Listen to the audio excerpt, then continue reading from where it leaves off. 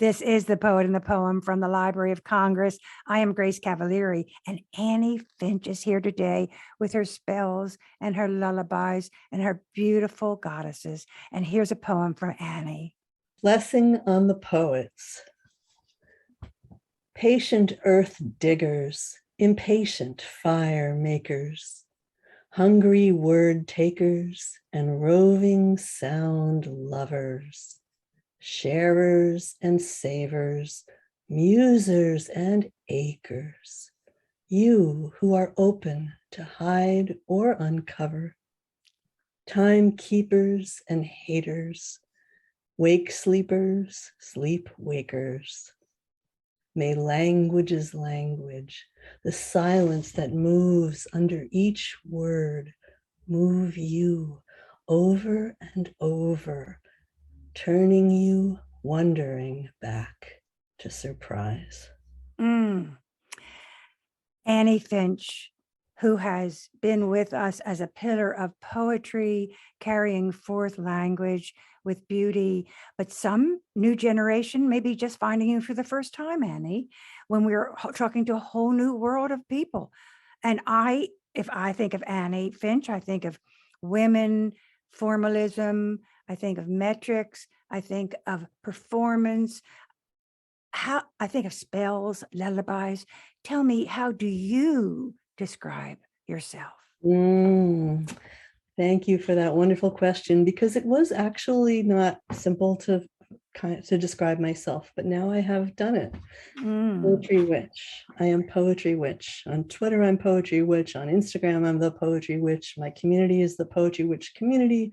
My most recent book is the Poetry Witch, Little Book of Spells. So I have found it. I bring it all together. You're giving Witch the rhythm and the poetry. You got Witch a good name. You retrieved Witch from the cauldrons, right? And made it an altar for the gods. Let's hear another poem. Annie Finch. So, and yes, of course, my birthday is also on Halloween, which gave me practice being a witch from early on. And here's a poem about my birthday, which in the original early Celtic holiday at this time of the year is Samhain. Samhain. In the season leaves should love, since it gives them leave to move through the wind towards the ground they were watching as they hung. Legend says there is a seam stitching darkness like a name. Now when dying grasses veil earth from the sky in one last pale wave, and autumn dies to bring winter back and then the spring. We who die ourselves can peel back another kind of veil that hangs among us like thick smoke. Tonight at last I feel it shake. I feel the nights stretching away, thousands long behind the days, till they reach the darkness where all of me is ancestor. I move my hand and feel a touch move with me. And when I brush my young mind across another, I am with my mother's mother. Sure as footsteps in my waiting self, I find her, and she brings arms that have answers for me, intimate, awaiting bounty.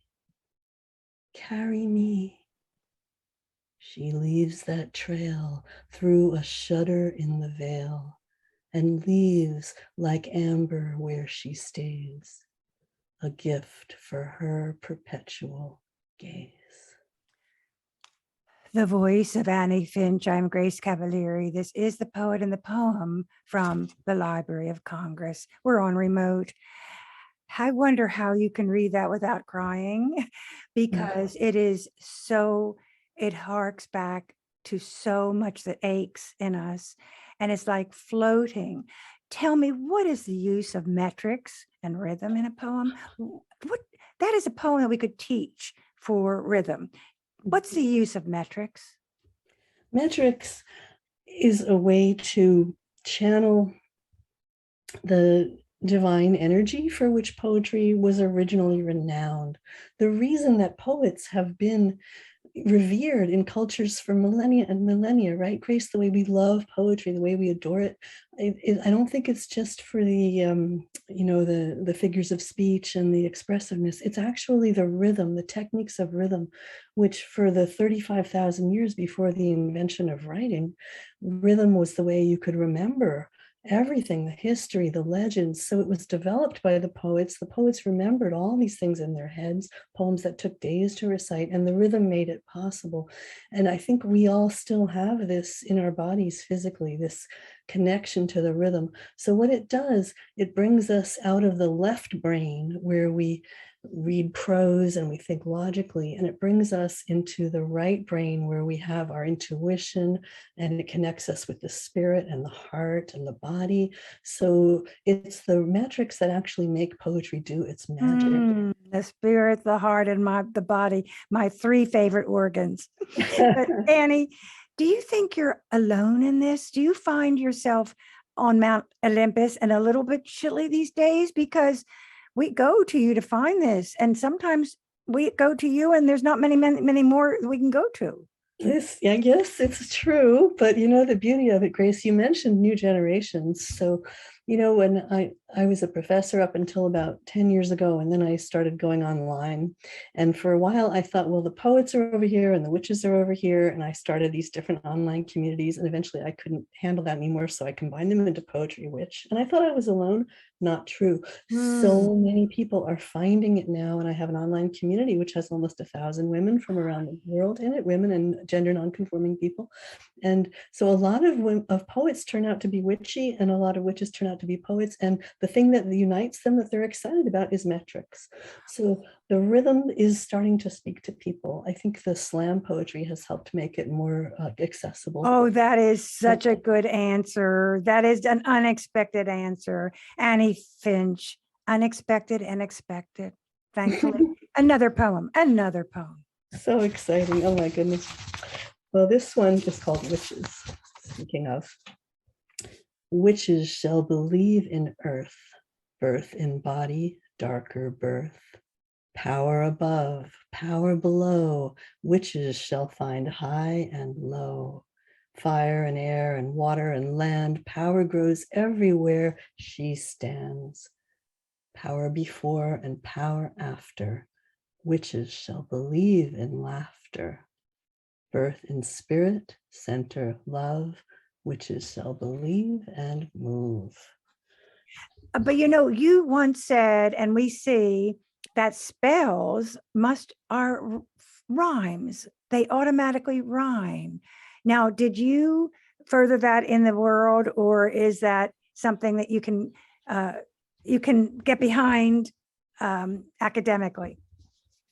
You mean the way spells in popular spells always always rhyme? All your rhyme. spells rhyme. Often they do, not always, but yes, you are right. They often do. I find that, again, I want people to read my poems aloud. They are really meant to be read aloud. And that's because of the connection with the mind, the body, the heart, and the spirit all together. And I think the other thing is there's the metrical diversity to it. So the different meters, when I teach, I don't only teach iambic meter, which is what most poets know nowadays. I have a variety of 5 different main meters that I teach. And so each of these meters has its own kind of quality, its own emphasis. And so I think the rhyme helps you to distinguish the different meters. It helps to really mark the line endings. And it's a wonderful tool. I don't always use it. I often will use meter without rhyme, but when it's a spell, I think the rhyme really adds to it. Well, when we hear about it, there's nothing better than hearing it itself. So let's have another poem by Annie Finch. Moons for our daughters. Moons that are linking our daughters' choices and still more beginnings, threaded alive with our shadows.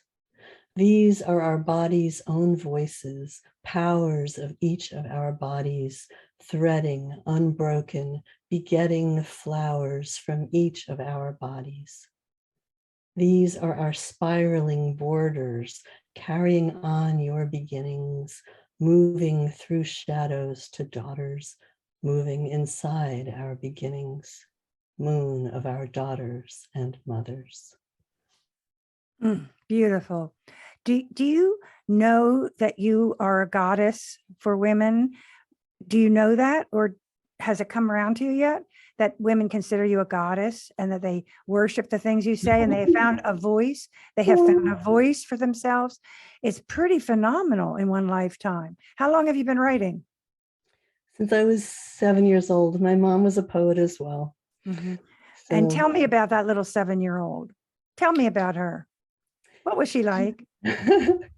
She was quite quiet and shy. There was a forsythia bush in the backyard, and I used to climb inside it. It made like a cave, and I would go in there and have my own little private temple. We need that for a cover of a book.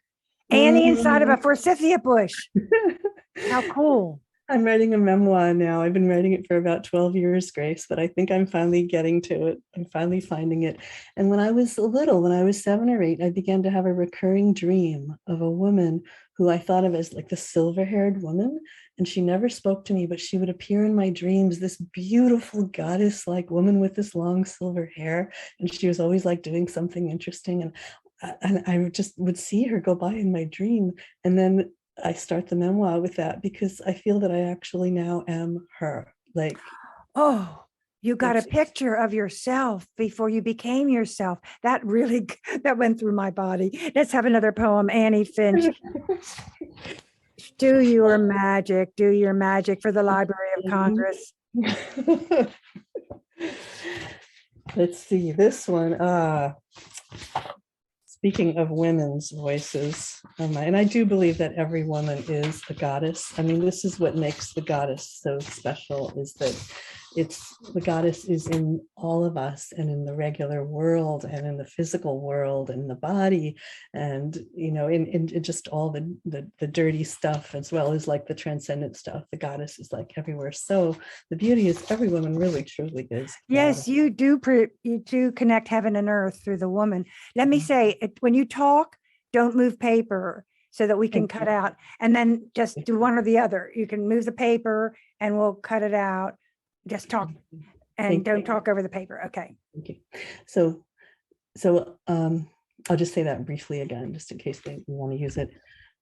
I feel the beauty of the whole goddess approach to life is that the goddess is everywhere. It's in the physical, it's in the body, and every woman really is a goddess. And I believe that the connections among women are very sacred and are the origin, of what makes humanity really special. I believe that is among women, the circles when women come together, the magic that's created there. And I'm so happy to be a channel of that. And in my online community, poetrywitch.org, Poetry Witch community, I try to create that feeling of the magic that's created when women come together, including gender non-conforming people and everyone who identifies as women. Brave Women's Amulet. Women have voices it's time to believe in. Brave women's words spoken out, clear and steady, move us through generous ways of achieving. Women have voices it's time to believe in, braiding sweet worlds. This brave, loving weaving is singing our lives back, and women are ready. Women have voices. It's time to believe in brave women's words spoken out, clear and steady. Clear and steady. Let's have another. Ooh, I love how you love poetry, Grace. It's so wonderful. It's my life force. It's my life force. It's so beautiful. Okay. Here's a love poem. Two bodies. Two bodies balanced in mass and power move in a bed through the dark. Under the earliest human hour, their night rocks like an ark. They reach through the ceilings of the night, tall as animals. Through their valleys bends the light of their fertile hills. Two bodies breathe their close hellos through interlocking pores, while that hush of beating slows, held by many oars. Heart over heart, leg over leg, trading still breaths until heart over heart and seed into egg, night holds two bodies still. Now, you once said that a poem finds you. You don't find the poem. Now, that was a very complicated and ambitious piece of writing. So what was the process there? How much of that was in your body? How much of that did you scribble down in the middle of the night? How did you put that one together? That's a really great question, because that one, I've been married for 36 years, and my husband understands that I write poems at all hours of the day and night, including in the middle of making love, which is exactly what happened there. I swear, I don't remember what stage of it we were at, but I started writing it down exactly like that. I don't think that was ever changed a syllable. This is the first for the poet and the poem. This is the first for the poet and the poem. We have been on air for 45 years without interruption. This is the first time we've had a poem before the moment of ecstasy. Oh my goodness. Well, So it's congratulations, Annie. You get the gold. You get the Thank trophy. you. You're It's part of being a witch. As the great witch Doreen Valenti wrote, all acts of love and pleasure are the goddess's rituals. your husband must be extremely understanding. He is. He's a Well, Annie wonderful Finch is guy. here. This is the poet and the poem plus sex. And we're talking about women. We're talking about the spirit, the heart, and the mind. What could be better to talk about? Tell me what you do with what you feel when you see something like the earth drying up and the rivers drying up and war wiping out women and children. How do you accommodate that to turn it to language? Such a wonderful question, Grace. Such a great question. And, I tried for a long time to write about these things. Actually, speaking of my husband, he's a solar power activist and has been an environmental activist for a long time. And so I think about these things all the time. Of course, it's heartbreaking. Nature is my religion in many ways as a witch, earth-centered spirituality.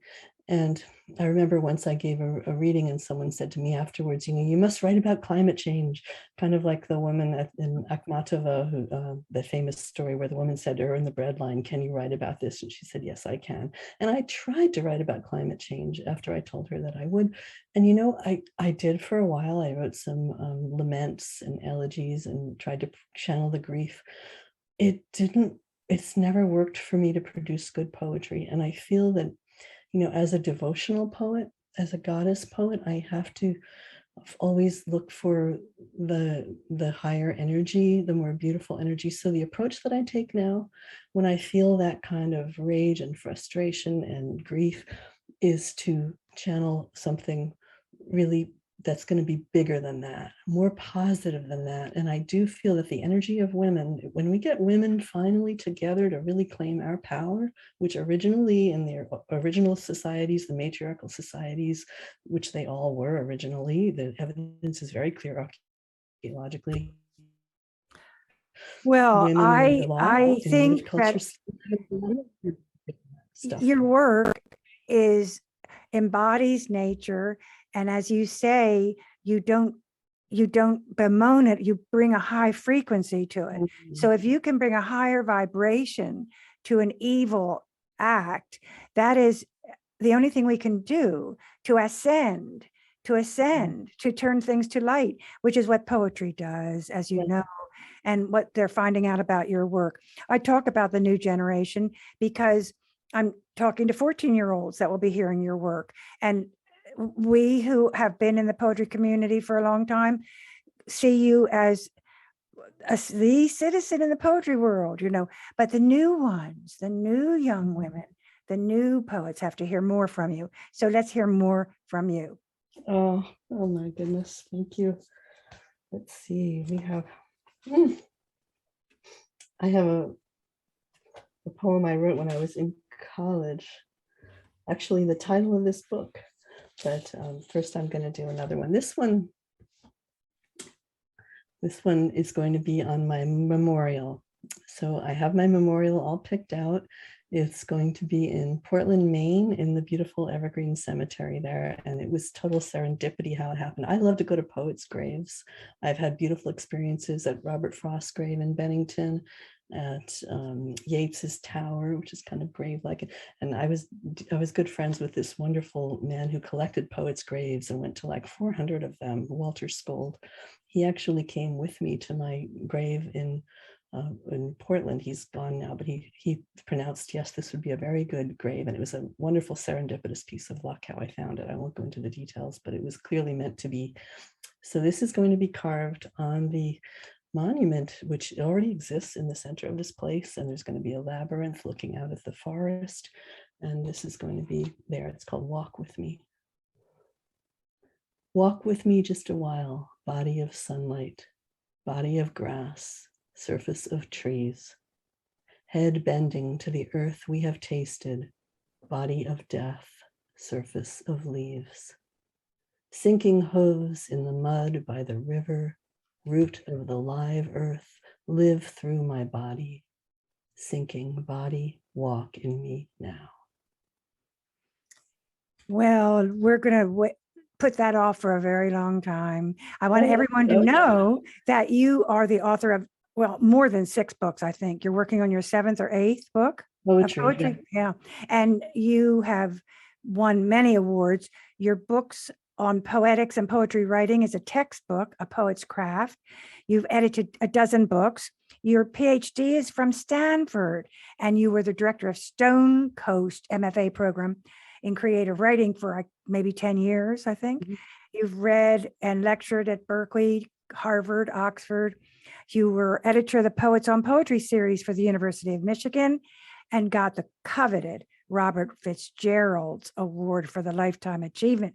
I just read his translation of Antigone, and he's the foremost translator of Homer. So to bear his moniker is pretty great. And you have performed as Poetry Witch on many continents, founder of PoetryWitchCommunity.com, which is right now alive and running. And the transformation that she writes is the transformation we experience. So let us have a final poem. Such a joy to be here, Grace. I just want to say thank you for all you do for poetry. Your amazingly wonderful show, and what an honor to be here. Well, here's one for Emily Dickinson. This one has been set to music by a wonderful composer, Laurie Laitman. When I cut words you never may have said into fresh patterns, pierced in place with pins, ready to hold them down with my own thread, they change and twist sometimes. Their color spins loose, and your spider generosity lends them from language that will never be free of you after all. My sampler reads, called back. It says, she scribbles out these screeds. It calls, she left this trace, and now we start in stitched directions that follow the leads I take from you as you take me apart.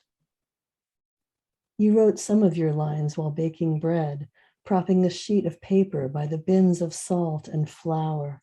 So if your kneading led to words, you'd tether them as if in thin black loops on paper. When they sang to be free, you captured those quick birds relentlessly and kept a slow, sure mercy in your deeds, leaving them room to peck and hunt their seeds in the vast cages your vast iron art had made by moving books and lives and creeds. I take from you as you take me apart. You know, only witches can expand time. So we have time for one more poem. Only witches can race with the clock and win. So please, one more, another final poem. Uh, well, let's see. This beautiful conversation. How about,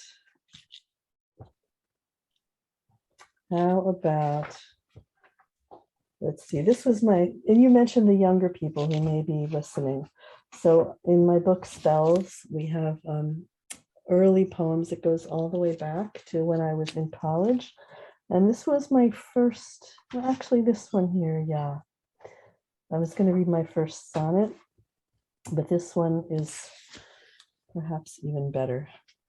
It's called Sapphics for Patience. And when I wrote this, I was a junior in college, and I guess I thought I had maybe it was about a boy I had a crush on, but now that I'm looking at it, I think it was really about becoming a poet and about finding my dreams. So to all the young people out there, just enjoy this one, especially maybe.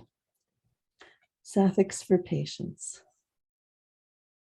Look there, something rests on your hand and even lingers, though the wind all around is asking it to leave you. Passing the windy passage, you have been chosen. Seed, like dust or thistle, it sits so lightly that your hand in holding the trust of silk goes gentle. Seed, like hope has come, making stillness. Wish in the quiet. If I stood there, wrapped by the windy passage, staring at my hand, which is always open, maybe hopeful not to compel you, I'd wish only for patience. The voice of Annie Finch. This is The Poet and the Poem from the Library of Congress. The program is produced by Forest Woods Media Productions, post-production by Mike Turpin, MET Studios. We wish to thank the Library of Congress for making the program possible. Funding is provided by the Sinipit Fund, Ravada Foundation, Avi Deshashani, and Sandy Jackson Cohen. Mike Turpin is our engineer. I'm Grace Cavalieri.